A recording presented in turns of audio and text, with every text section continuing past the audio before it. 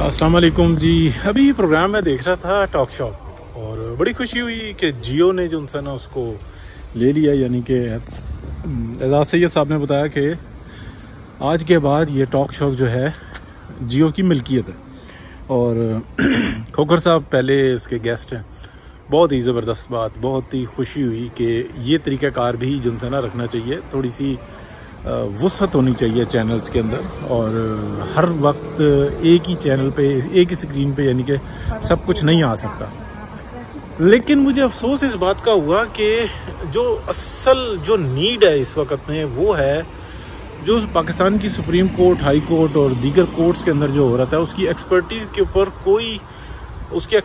ऊपर कोई proper programme नहीं है। जबकि मैं देखता हूँ AQS लाइव, तो ये वो प्रोग्राम है कि जिसने इब्तदा की कोर्ट रिपोर्टिंग की और इतना खुल कर रिपोर्टिंग की और जो कि तारीख का हिस्सा भी बनी। और उन्होंने वो रिपोर्टिंग भी की जो कि बाद में आप कह लें कि कोर्ट का हिस्सा भी बनी।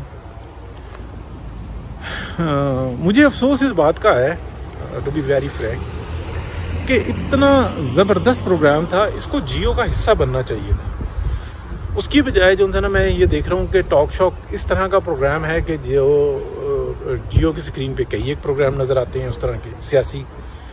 तो आया ये क्या बात है पसे पर्दा कि जिस चीज़ की ज़रूरत थी वो तो नहीं हुआ और जिसकी ज़रूरत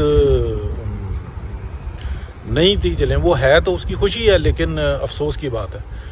दूसरा एक क्यों लाइफ में क्या जियो के पास इतना नहीं है कि 4-6 का अमला जो है ना उनके साथ खड़ा कर दें, कैमरा मैन हो, प्रॉपर माइक हो और वो वहीं से प्रोग्राम करें और उसी तरह से प्रोग्राम करें जैसे वो कर रहे हैं। माइक भी उनको मिल जाएगा और कैमरा भी अच्छा मिल जाएगा, एडिटिंग वगैरह ये भी सब कुछ हो जाएगी।